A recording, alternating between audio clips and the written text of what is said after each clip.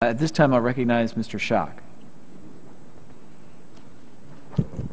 Thank you, Mr. Chairman. I'm specifically interested in the several small business owners that are represented on the panel here today. Are you guys aware of the President's comment this past week about business owners? And if so, I'm just curious your perspective. Yes, I am. It's interesting. I talked to a number of small business owners, and they weren't, needless to say, very happy. And they said, I'm sure glad you're going to speak to the House Ways and Means Committee because you won't use any uncivil swear words in front of them, but we would because of the feelings that the small business people have back in our communities about those types of words, that were about what he had said. And I said, there's people that are really upset. Anyone else wish to comment?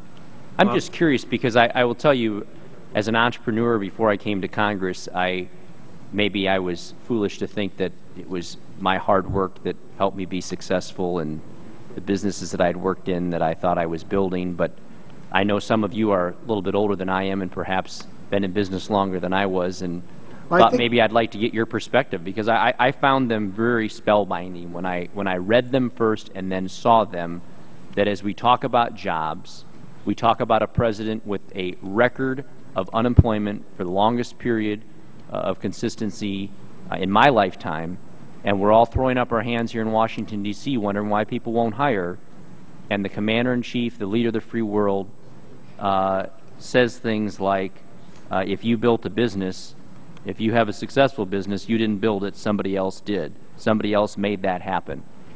Every one of us want to see our business grow. Every one of us want to be profitable. Every one of us, when we're profitable, we pay taxes. When we pay taxes, we pay for the infrastructure. We're part of the infrastructure of this country. I just thought that's how the country you had moves a perspective on who made you guys successful if it wasn't, in fact, you and your people. I think my colleague over here had already said it. We along with our team and those that are people that work with us each day have made our company successful. And we've never asked for a penny from anybody, and we've paid our fair share in taxes. When I went from 110 people down to 25, I couldn't ask for a government bailout. There were no loans that were going to keep my doors open. We had to figure it out ourselves. And our people took great sacrifice in salaries and worked really hard to help pull the company back out of the hole. And we are now seeing some really strength in our company as we've come back from it.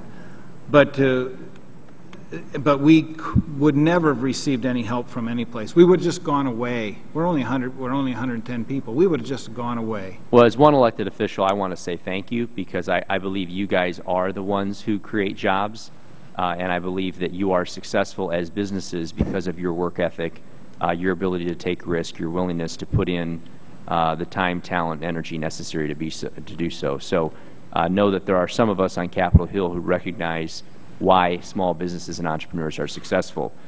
With that, I want to ask some specifics on tax reform as it's related to manufacturers. I'm curious if anybody up here represented, small or large, currently utilize LIFO in their accounting practices. Ms. Stossland, could you maybe please speak to this? Because I know we've had scores of businesses, small and large, come to my office, and we've had testimony here from big companies, small companies, and most of them say what you have said, which is get rid of the credits, get rid of the deductions. I know Caterpillar, which is in my hometown, have said, look, we'll give up R&D even though we use it, get us down to 25%, and we'll give it all up. LIFO seems to be one that, because of its retroactivity in terms of the tax collection, it's not moving forward, that has the potential to really put some businesses out of business. And I'm just curious to what degree it would affect you if LIFO was repealed moving forward, but also the retroactivity in terms of the liability it would mean for you. Have you guys looked at that? We have, but you'll notice it was not part of my testimony because it wouldn't have been effective for me to come here and say I want a lower rate and A, B, C, D, E, F, G, right? So I didn't list it as one. It will be painful to lose it, but I think the degree of pain is not what you hear from some others. Would you agree that it's important for us to try and when eliminating deductions, accounting practices, whatever we want to call them, that we do it moving proactively and that we limit what is retroactive? In other words, I would Well- assume if we tried to get back all of the depreciation retroactively that bonus depreciation has awarded over the last couple of years, there might be some screaming and gnashing of teeth if we tried to do that. LIFO seems to me to be a similar mechanism where going forward is one discussion, proactive, but retroactivity seems a lot more harmful. Well, And once, time has expired, so if you could just answer as fast as you I'll can. just say, once you have the bones of an idea of a tax package, transition rules are going to be really important, and you won't want to cause harm in the transition. All right. Thank you. Mr. Pascrell.